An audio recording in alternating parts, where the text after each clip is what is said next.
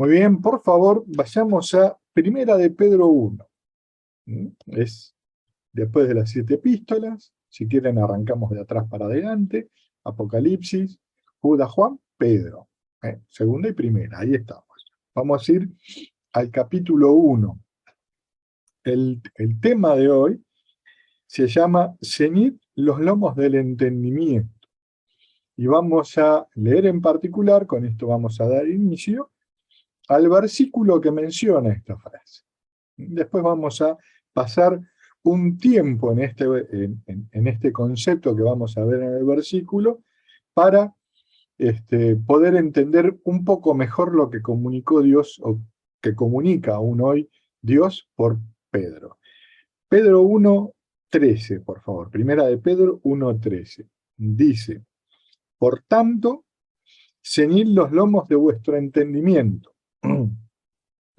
Sed sobrios y esperad por completo en la gracia que se os traerá cuando Jesucristo sea manifestado.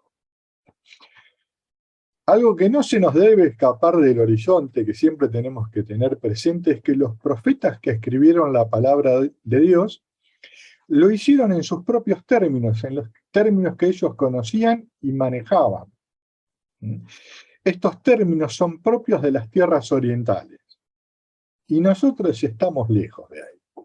Así que algunas palabras y algunos ejemplos que tiene la palabra de Dios que podemos leer en ella no nos son tan vívidos como lo fue para aquellas personas que vivían en ese tiempo, en esa sociedad, que lo escucharon por primera vez o que lo escucharon un tiempo después.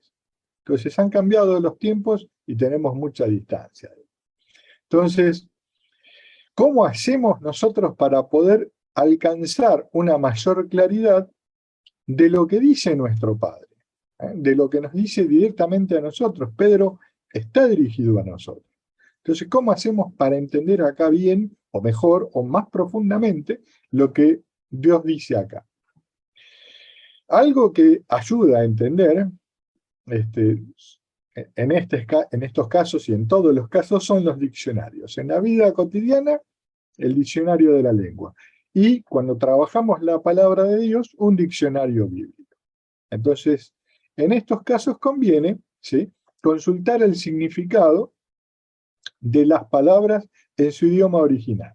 Ustedes saben que hay dos idiomas, tanto hebreo como griego, entonces hay que consultarlo para ver, de recibir exactamente lo que se dijo en ese momento. Y por otro lado, hay que sumar una tarea más, que es la de consultar los libros de costumbres y modos del habla oriental.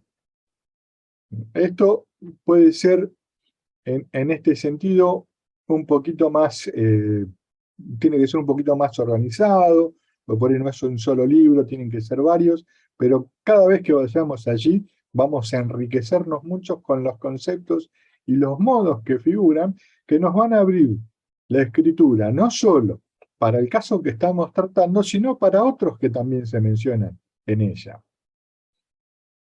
Ahí nos vamos a detener un segundito, un tiempito en la palabra ceñir. Literalmente es ajustar el cinto, que es algo muy distinto a lo que sucede actualmente. Hoy diríamos ajustate el cinturón. ¿Sí? ¿Cuándo usaríamos esta frase? Bueno, básicamente en dos situaciones. Cuando están los pantalones flojos y puede dejar nuestra vergüenza al aire, o bien en una situación de, apremiante o apretada, de mucha exigencia, muchas veces exigencia económica. Entonces ahí hay que ajustarse el cinturón. En cuanto a ceñir también, en particular, he notado que en las provincias del norte es una palabra que es no común, pero sí es un modo usado, se lo emplea en distintas frases. ¿Cuándo se usa? Bueno, la mamá, el papá, algún amigo te dice, ceñite un poco. ¿Qué te está diciendo? Bueno, ahí dependemos del contexto. Puede ser que uno está comiendo mucho, entonces dice ceñite un poco para ser más recatado con esto. o bien está comiendo pero a 1000 por hora, a toda velocidad. Entonces ceñite un poco para que uno sea más tranquilo.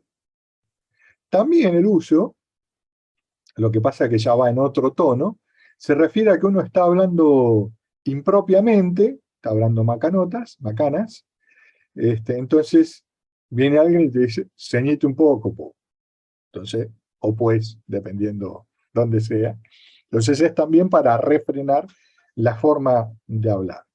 Igual, estos son los usos cotidianos. Como ven, son muy distintos, como vamos a ver, a lo que se ve de lo que trata en la escritura. Por favor, los chicos de multimedia, Lucas, Ale, la imagen. Nosotros vamos a ver una imagen de cómo vestía el hombre en aquellos tiempos. Y como vamos a ver, ahí está el gráfico, esos hombres no usaban pantalones como usamos hoy. Entonces no se trata de lo mismo. Inclusive en la imagen estos cintos están muy abajo. Muchas veces estos cintos estaban un poquito más arriba. ¿Sí?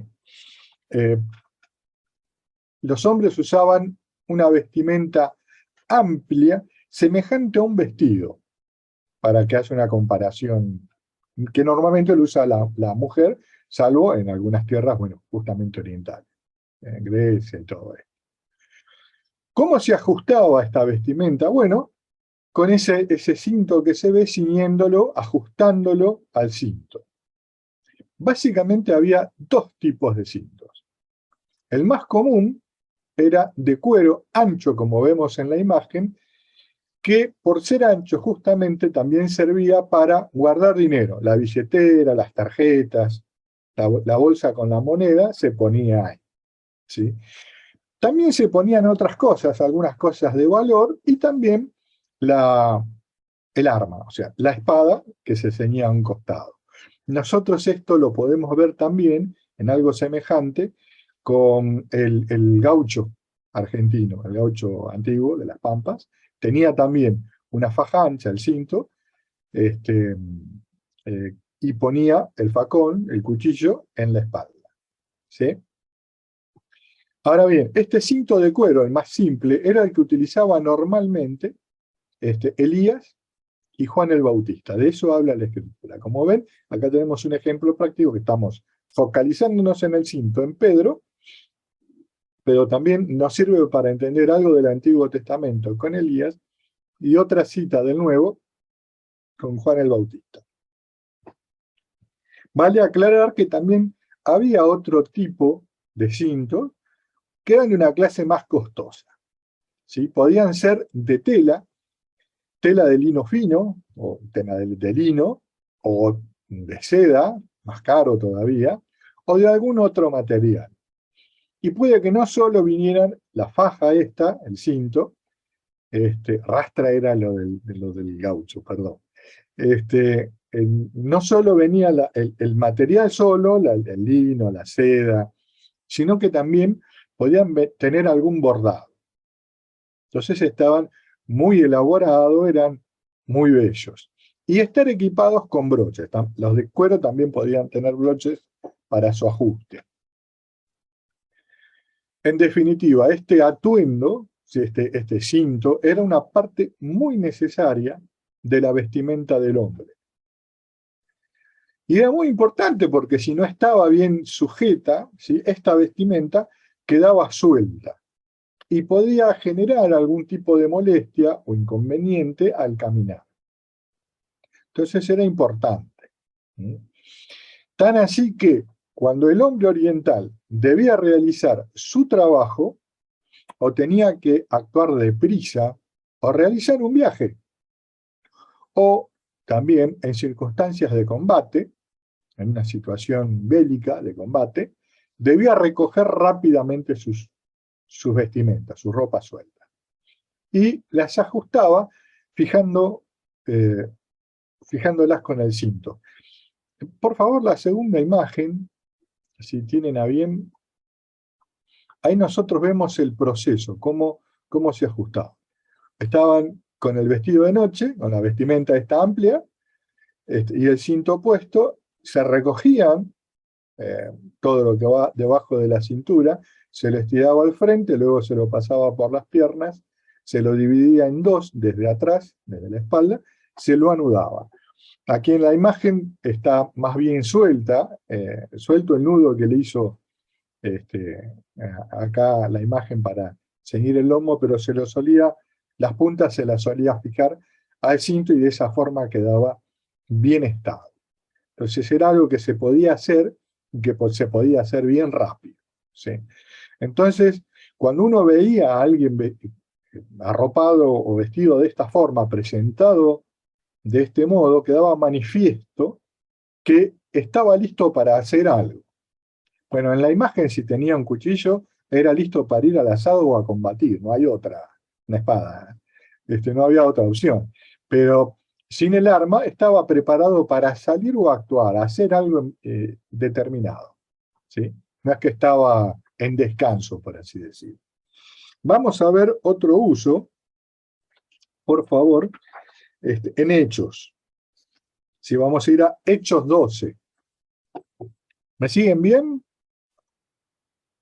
Bueno, ya se les va a pasar. Esperen un cachito.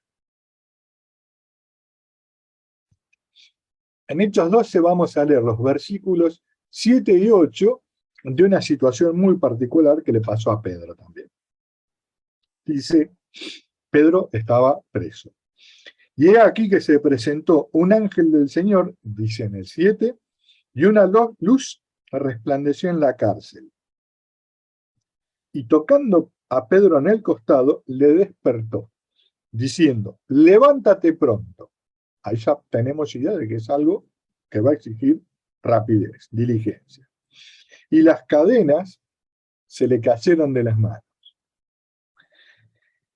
Le dijo el ángel, él es el que le hablaba, cíñete, ahí está la palabra. Cíñete y átate las sandalias, y lo hizo así. Y le dijo, envuélvete en tu manto y sígueme.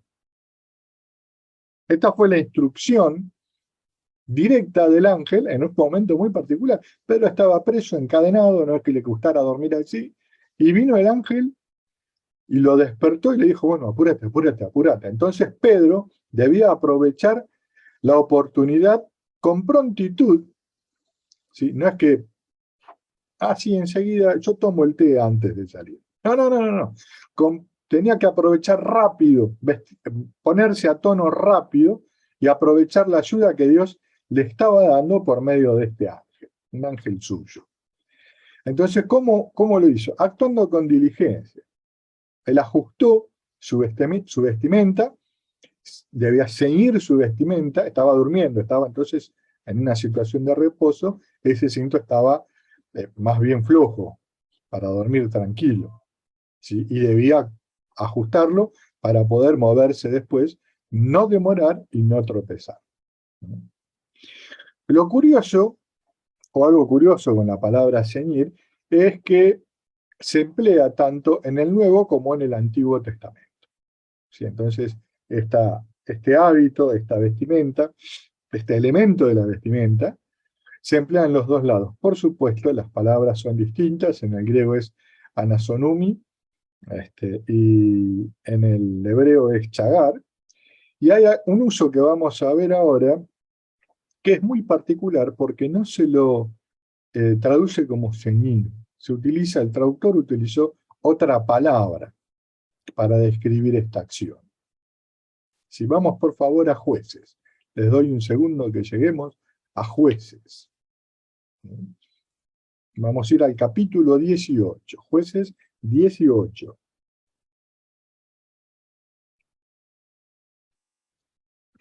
En Jueces 18, en el versículo 11, dice que entonces salieron un grupo de personas, salieron de allí, de Sora y de Saúl, 600 hombres de la familia de Dan. Bueno, pocos. ¿Cómo iban? Armados. Ahora, lo interesante es que esta palabra, armados, es ceñidos, es chagar. ¿Cómo salieron? Ceñidos de armas de guerra. ¿no? O armados de arma de guerra, aquí dice nuestra versión. Ceñidos de armas de guerra. La situación en la que se encontraban estos hombres era totalmente anormal o no era común, era de un carácter militar estricto. Se dirigían a un combate, a conquistar un terreno en donde vivir. Eso hacían estos 600 hombres. Es claro que llevaban sus cintos ceñidos, ceñiendo sus vestimentas, ¿sí? Ahora, allí también tenían las armas. ¿Por qué? Miren, no debían ser descuidados ni negligentes con el respaldo armamentista a llevar. Iban a una situación bélica. Sus vidas dependían de ello. Iban a un combate. No es que llegaban y les daban el lugar. No, para nada. Entonces, tenían que ceñir sus armas bien para no perderlas y estar bien pertrechados. Este es un uso muy particular, pero vemos de vuelta cómo ceñir es que esté bien ajustado para la situación. En este caso, una situación militar.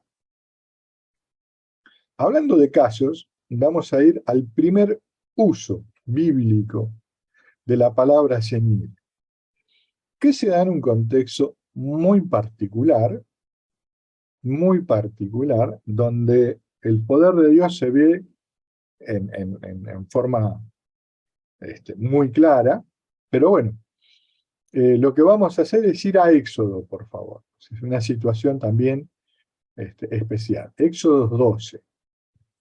Aquí vamos a ver que Dios instruye a Moisés sobre lo que debía hacer el pueblo de Israel. ¿Para qué? Para que no reciba el mar que iba a venir sobre todos los primogénitos de la tierra de Egipto, tanto hombres como animales. Entonces esta instrucción, en medio de esta instrucción, leemos lo siguiente. Éxodo 12, por favor, versículo 11. ¿Sí? Está hablando de cómo comer el cordero. Y dice, y lo comeréis así, ceñidos vuestros lomos. Ahí está la palabra. Ceñidos vuestros lomos. Vuestro calzado en vuestros pies y vuestro bordón en vuestra mano, y lo que lo comeréis apresuradamente es la Pascua de Jehová. Este es el primer uso. Qué particular, ¿verdad? Porque es una situación singular, poco común, muy poco común. Ahora, en esta situación poco común, el cumplimiento de la instrucción de Dios reviste, ¿sí?, de una urgencia mayúscula. Había mucho riesgo en no cumplirla. Era una situación de riesgo impresionante.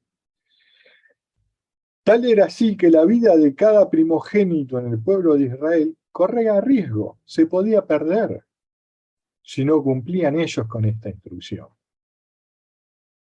Miren, a veces uno llega a la Biblia, llega a casa, se acomoda, agarra la Biblia, empieza a leerla, y apurado nos olvidamos de considerar el contexto de lo que estamos leyendo. Y aquí lo que estamos leyendo son los primeros pasos del pueblo de Israel comenzando a tratar con Dios después de 430 años desde que llegaron a Egipto. Había pasado mucho tiempo. Y ellos durante todo este tiempo lo habían pasado sin un líder que les llevara a Jehová como lo hacía Jacob o José. Faltaba la figura de un hombre así, entonces mucho del trato con Dios se había perdido. No lo tenían. Entonces, en este contexto, Dios llama a Moisés y le dice lo que su pueblo debía hacer, lo que debían obedecer. ¿Para qué? Para mantenerse bajo su cuidado y bajo la protección de Dios. ellos debían hacer esto en obediencia. Y así se mantendrían protegidos por Dios. ¿Protegidos de qué? Del accionar del heridor. Con esto, nadie, con la obediencia, nadie fue herido en Israel, ni sus animales, ¿no? Entonces, ¿cómo debían estar? Debían estar con sus lomos ceñidos. Pero no solo acá. ¿Cómo es eso? Bueno, luego, en la celebración de la fiesta, que recuerda ese momento en particular, también debían estar ceñidos. ¿Y por qué? Bueno, es sencillo. Este fue el modo de Dios para instruir a su gente de que debemos estar con nuestros lomos ceñidos al tratar con Dios, al tratar con Él. Eso es lo que estamos viendo acá, ¿sí? Vamos a recapitular un poquito, con cosa de no embarullarnos. En primer término, vimos que en un sentido literal, ceñir los lomos es ajustar las vestiduras con el cinto, acomodar la ropa, por así decirlo, y ajustarla bien para que no te haga problema. Ahora, en sentido figurado, el hombre oriental en general, al hombre oriental en general, este dicho le transmite la idea de que debía estar listo para hacer lo que se le pida, para hacer lo que haya que hacer. Si nosotros comparamos, salvando la distancia, por favor, este énfasis, en nuestros tiempos a esto le diríamos arremangate, porque esa es la forma o la frase que empleamos para indicar que hay que aprestarse para hacer alguna tarea. Entonces, me arremango y agarramos la pala. ¿Ok? Entonces, esa sería el paralelo en nuestros tiempos. Ahora, hablamos de lo que entendería el hombre oriental en general. Pero aparte de esto, quien pertenecía a Israel, con esta frase también entendía que debía estar alerta, presto, dispuesto en su trato con Dios. Es tan particular que este grado de atención lo podemos encontrar cada vez que vemos que Dios libera, sana y ayuda a los suyos. Vamos a ir a Segunda de Reyes 4:29, por favor. Segunda de Reyes 4, vamos a leer el versículo 29. Como para que vayamos entendiendo un poco el contexto, es un contexto realmente extraordinario. Habla de lo que sucedió a una mujer sunamita y su esposo. Ellos hospedaban al profeta Eliseo en su casa cuando él iba o volvía hacia su lugar. Él iba a distintos lados y volvía hacia su casa, pasaba por las tierras de esta pareja. Entonces ellos le habían creado un lugarcito donde pudiera tener su cama, le daban alojamiento y comida, ¿sí? Ahora ellos, que se portaban tan gentilmente con el profeta, tenían problemas para tener niños. Y cuando ya casi habían perdido las esperanzas de tener un descendiente, Eliseo le anticipa que por la gracia de Dios iban a tener un hijo. Imagínense. El niño nace, un tiempo después nace, y luego, pasado unos cuantos años, por una insolación en el campo, se pone mal y fallece. Terrible. Su madre decide y va a ver al varón de Dios para ayudar. Se dirige a él, se dirige a Eliseo. Lo curioso es que no le dice nada a nadie, ni siquiera a su esposo. Me hace a recordar a muchas situaciones de los matrimonios de hoy, pero dejémoslos de costado, ¿sí? Ahora, una vez que Eliseo se entera de todo esto, ¿qué hace? envía a su mano derecha a Giezi con instrucciones específicas. Y adivinen qué, no adivinemos nada. Veamos cuál es la primera instrucción que le da Eliseo a Giezi. 4:29, por favor. Segunda de Reyes 4:29. Allí dice, denme un minuto, se me perdí. Dice, entonces dijo él a Giezi, ciñe tus lomos, y toma mi báculo en tu mano y ve, y si alguno te encontrare, no lo saludes. Y si alguno te saludare, tampoco lo saludes. No le respondas. Y pondrás mi báculo sobre el rostro del niño. ¿Qué tal? Así podemos ver con claridad la relevante necesidad de ceñirse, de estar listos y atentos a Dios en el servicio a Él.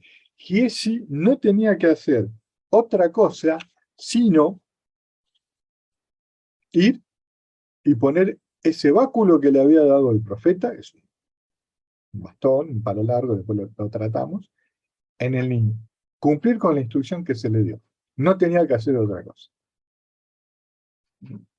Por eso debía ceñir sus lomos. El resto de este registro de Reyes es hermoso. Por favor, que quede como tarea para el hogar, léanlo, es para disfrutar, Ahora vamos a ampliar un poquito más lo que venimos tratando. Vamos a ir a Lucas, por favor. Lucas 12.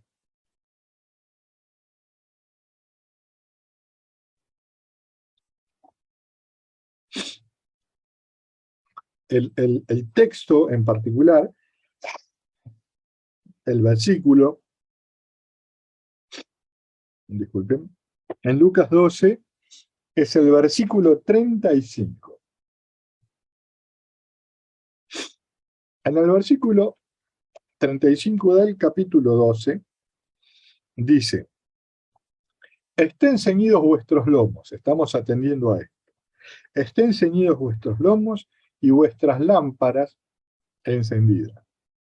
Entonces uno lee esto y dice, me voy a poner a tono, duermo vestido y no apago la luz.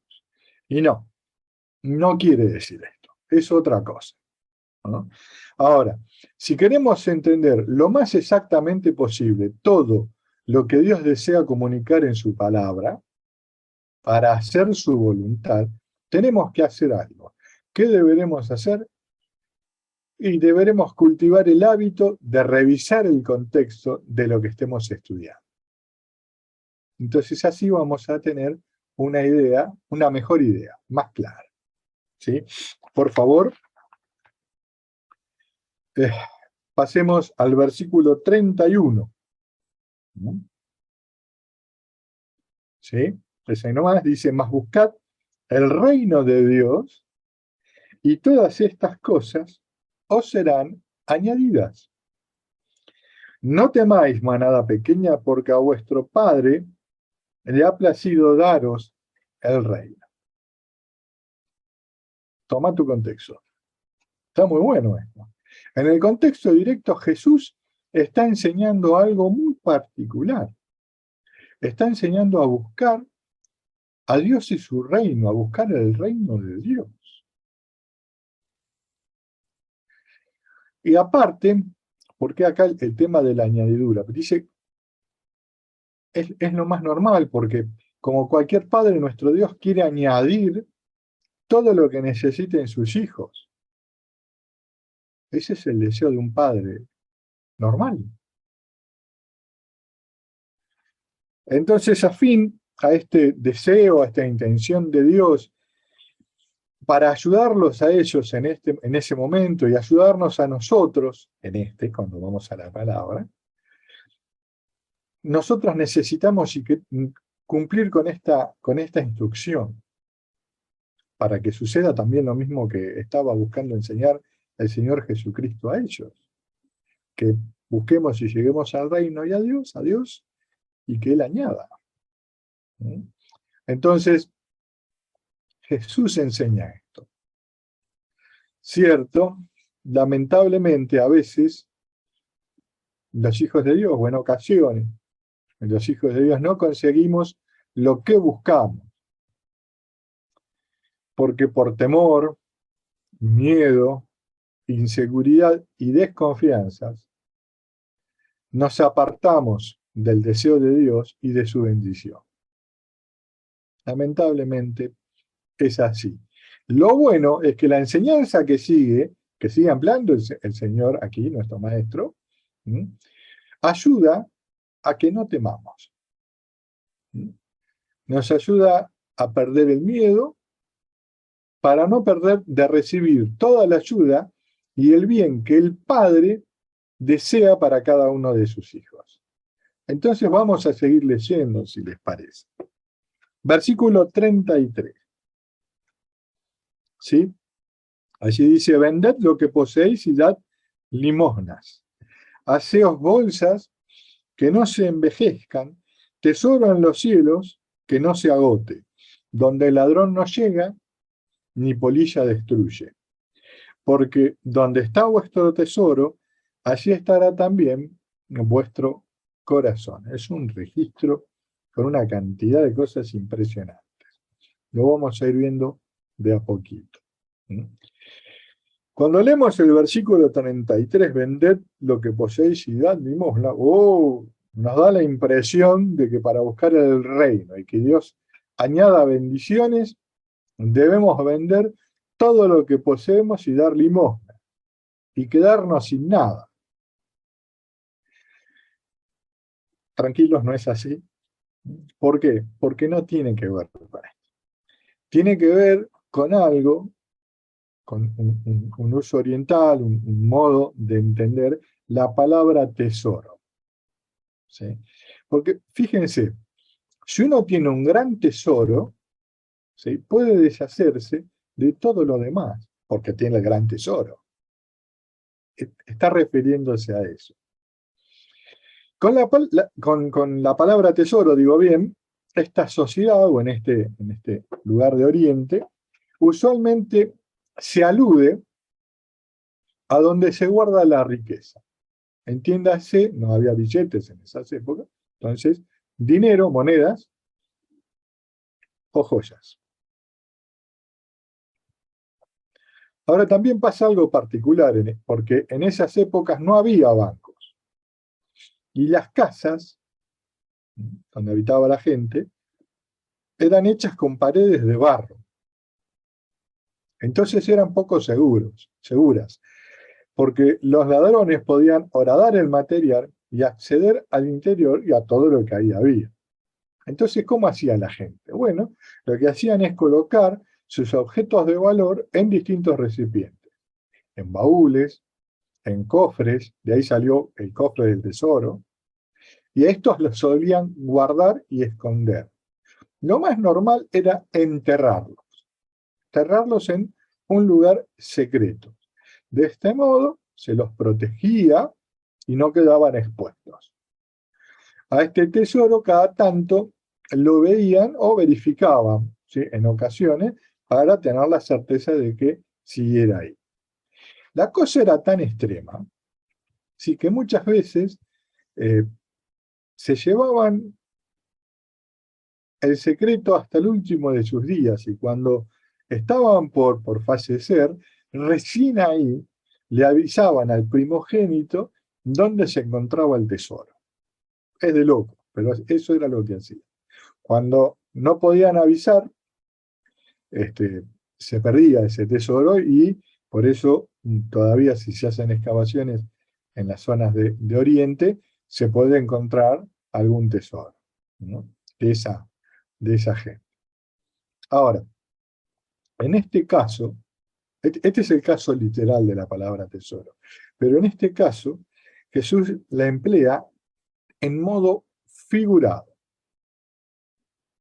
Y se refiere con esta palabra a los pensamientos, otorgando entonces a los pensamientos un valor sobresaliente y trascendental. Por eso se refiere a ellos como tesoros. Los tesoros son los pensamientos. Donde dice cielo, allí, también en el versículo 33, se refiere a las cosas espirituales, a aquello que es por medio del Espíritu de Dios. ¿Sí? En cuanto a la polilla es la preocupación. Es la preocupación que corroe y destruye nuestros pensamientos buenos y positivos. ¿Sí? Todo esto que estoy comentando es está citado de un libro de orientalismo que en el texto después pueden ver cuál es la fuente. Ahora bien, sobre destruir, un erudito como Strong indica, Strong indica que significa podrir por completo, arruinar, también significa. Quiere decir también descomponer totalmente y pervertir. Hay otras definiciones de estas palabras de otros eruditos que lo definen como desgastarse o deteriorarse gradualmente. ¡Wow! Y destruir totalmente. Entonces, ¿qué es lo que está pasando acá? Bueno, lo que está pasando es que Jesús enseña acerca de la herramienta para vencer la preocupación, el temor y todo lo que esto acarrea, que no es poco. ¿Y cuál es esa herramienta? Es esta: atender y atesorar los pensamientos que aprendemos de las enseñanzas de Dios y su palabra. Esa es la versión larga. Atender la palabra de Dios es la versión corta. ¿Y cómo hacemos para atender? Hay que priorizar estos pensamientos sobre todos los otros pensamientos que no provienen de esa. Esos se van a ordenar solitos. Los pensamientos hay que tomarlos en cuenta porque los pensamientos son la puerta de acceso a nuestro corazón. Todos tenemos un corazón lleno de pensamientos. Todos. Ahora, según lo que ellos contengan, pueden acercarnos o alejarnos del deseo de Dios para nuestra vida. Miren si son importantes. Los pensamientos que no son de nuestros padres pueden llevarnos a vivir con temor, temerosos, afanosos, afanándonos la vida, sobrepasados por todo lo que sucede alrededor y con un gran y pesado efecto negativo en el interior. Miren, quien no atiende la palabra de Dios no tiene tesoros celestiales para guardar. Es simple. Quien no atiende a la palabra de Dios no tiene tesoros celestiales para guardar. No hay forma. ¿Qué sucede con estas personas? Bueno, en el mejor de los casos, estas personas van a tener ideas positivas, pensamientos y ocurrencias en cuanto a lo que necesitan, en cuanto a lo que desean y en cuanto a lo que le parece que Dios quiere para ellos. Digo en el mejor de los casos porque la verdad hay otros casos y pensamientos que no son de los mejores y llevan a que la persona tenga una existencia realmente complicada. Lo interesante de todo esto es que más allá de lo que piense el hombre, el creador de la vida solamente respalda las palabras de su palabra. Solamente respalda las palabras de su palabra. Ahí está la llave. Algo para resaltar de lo que venimos viendo es que donde dice en el versículo 33, ahí donde dice, denme un minuto, haceos bolsas, ahí está, en el versículo 33, deja en manos de cada uno la acción. ¿Y cuál es esa acción? Bueno, en las palabras de Cristo, que acabamos de ver en este contexto, sería atesorar. Dicho de otro modo, Jesús enseña la importancia de atesorar las palabras de Dios en el versículo 33, atesorarla en nuestros pensamientos, ¿sí? Y la importancia de los pensamientos de la palabra de Dios, que son estos los tesoros. No es otro pensamiento, el tesoro es este pensamiento. Con este tesoro, que es la palabra de Dios, la preocupación, el miedo, la angustia, no podrán corromper, arruinar, ni desgastar nuestro deseo, el deseo de nuestro corazón de vivir con y para Dios. Y así recibir lo que Él desea añadirnos. Entonces el miedo es una sensación. Posiblemente nos toque hacer cosas con miedo, pero bajo ningún punto negociamos la confianza en Dios. Entonces, por más que tengamos un poco de miedo, queremos seguir viviendo con y para Dios, haciendo su voluntad. Y así Él añade, y ahí resuelve la situación. Se resuelve la situación. En este contexto, ahora sí, está el versículo 35, ¿sí? Que dice, estén ceñidos vuestros lomos y vuestras lámparas encendidas. ¿Ven que no era un tema de luz y ropa? Tanto el ceñir los lomos como estar con las lámparas encendidas son señales de alguien alerta, atento, listo para actuar.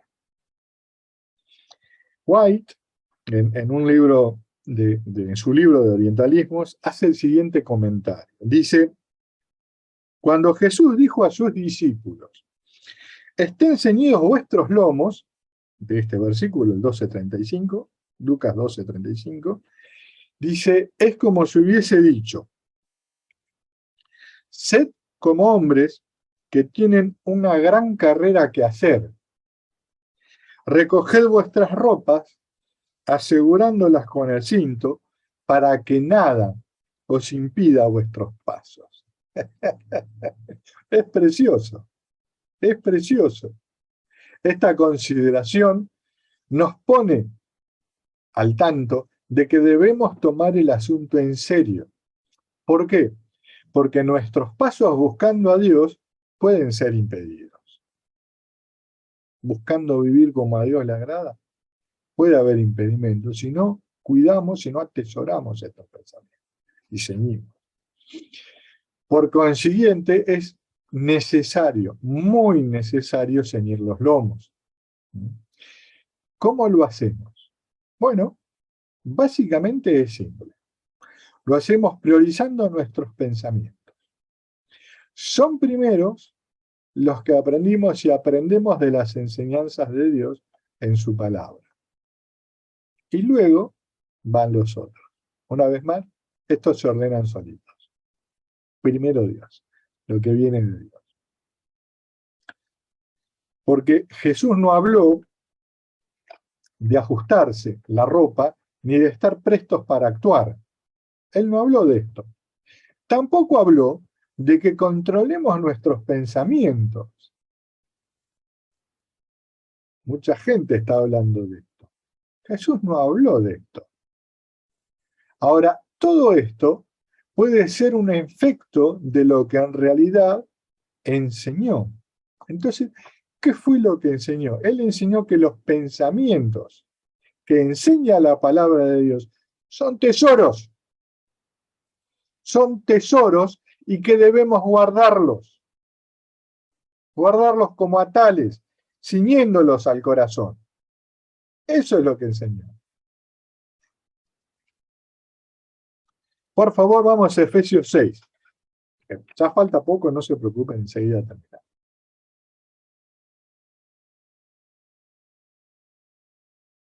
¿Vamos bien? Bueno. En Efesios 6, esto es terreno conocido, saben que aquí se habla de la armadura de Dios.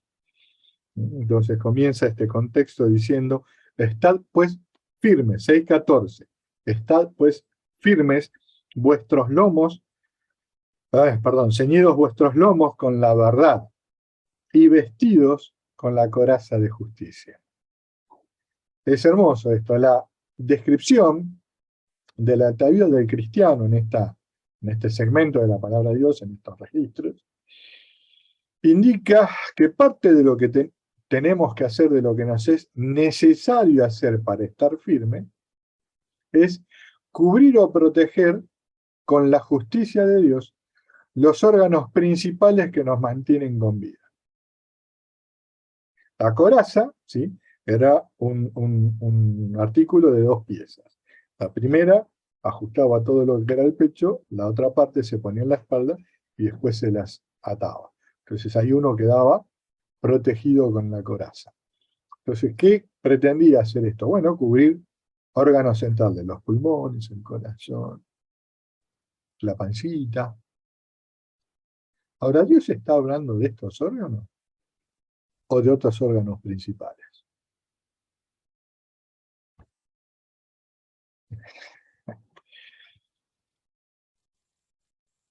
No habla de ceñirse con un cinto aquí, sino con la verdad de la Escritura. De eso está hablando. Entonces, ¿con qué ajustamos nuestra manera de entender la vida? Nos ajustamos con la palabra de Dios, que es verdadera. Con eso nos ajustamos. Por favor, vamos al Evangelio de Juan 17:17. Antes de Hechos, después de Lucas, Juan. Este es un versículo muy conocido, lo leo. Dice, santifícalos en tu palabra es verdad. Qué sintético, qué simple y cuánto dice. El ejercicio de un andar en justicia nos permite estar en contacto asiduo con nuestro Padre y tener un andar de santidad, santificado, nos permite vivir de modo que agrada a Dios. No podemos ejercitarnos en nuestros derechos y tener este andar sin ceñirnos con los tesoros de la palabra de Dios. No se puede. No hay forma. Hay una versión, la versión latinoamericana, hermosa también, latinoamericana 1995, que lo comunica de este modo. Conságralos mediante la verdad, tu palabra es verdad. Hermoso, hermoso. Estar consagrado es estar entregado, dedicado a algo o a alguien. Ese es el significado de la palabra consagración. Cuando alguien se dedica, pone todo de sí en aquello a lo que está dedicado. Se pone a full, como se dice ahora.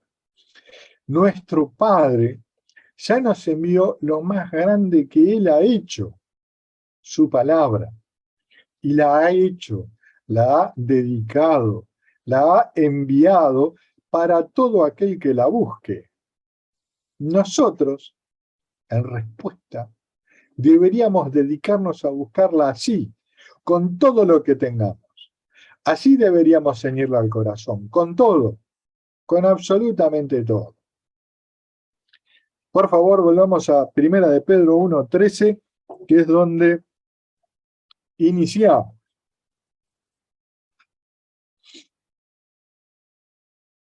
Allí dice: por tanto, ceñid los lomos de vuestro entendimiento. Sed sobrios y esperad por completo en la gracia que se os traerá cuando Jesucristo sea manifestado. Pedro, al hablar de ceñir el entendimiento, vuelve a señalar el valor sobresaliente y trascendental de nuestros pensamientos, como lo hizo su Maestro, Jesús, nuestro Señor, con la palabra tesoro. Aquí la palabra entendimiento, en el texto, que es dianoia, señala un modo de pensar profundo, ejercitado, con actitud e intención. Maravilloso. Ahora, esta mención, aquí en Pedro, ya no hace referencia al cinto, tampoco a la vestimenta, pero sí al uso figurado que hemos visto. Lo curioso es que tampoco se refiere a ceñir los pensamientos que hemos tomado de Dios, sino que está hablando del resultado de ello, que es tener un entendimiento, una manera de pensar ejercitada, correcta, que agrade a Dios, que agrada a Dios. No puede haber sobriedad en el pensar si no ceñimos los pensamientos. Del mismo modo, no puede haber paciencia suficiente para esperar su gracia si no ceñimos nuestros pensamientos a las enseñanzas de la palabra de Dios. Ahora vamos a ver algo curioso. El versículo comienza diciendo, por tanto. Esta frase se emplea para concluir algo. Algo que relaciona lo que dice, que es el contenido del versículo, con algo mencionado en el contexto. Entonces, necesitamos revisar el contexto, verlo bien, el contexto inmediato, para entender de qué se trata. Por favor, vamos a 1 de Pedro 1, vamos a alargar en el versículo 3. Allí dice: bendito el Dios y Padre de nuestro Señor Jesucristo, que con su grande misericordia nos hizo renacer para una esperanza viva por la resurrección de Jesucristo de los muertos. ¿Para qué? Para una herencia incorruptible, incontaminada e inmarcesible, reservada en los cielos para nosotros, para vosotros, nosotros, que sois guardados por el poder de Dios mediante la fe para alcanzar la salvación que está preparada para ser manifestada en el tiempo postrero.